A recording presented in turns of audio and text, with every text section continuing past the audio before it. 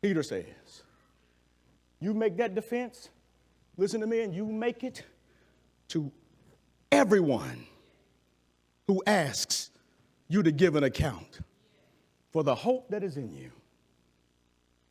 With, listen to this, gentleness and reverence.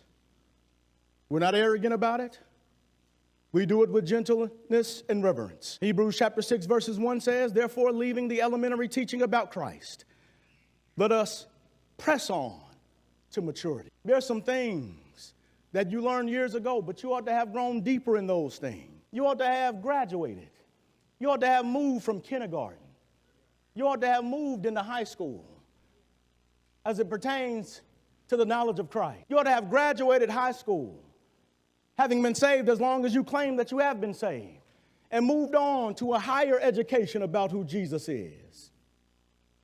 We make this verbal defense, and then watch this, we add to that verbal defense a living example. For the word of God says in verse number 16, and keep a good conscience. Notice that in verse 15, he says, make a defense. Making a defense is something that you're going to do with your mouth.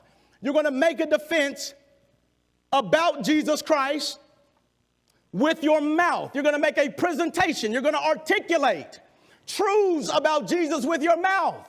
But what that articulation of the faith should be wedded to is a living example which demonstrates that you actually believe what you say.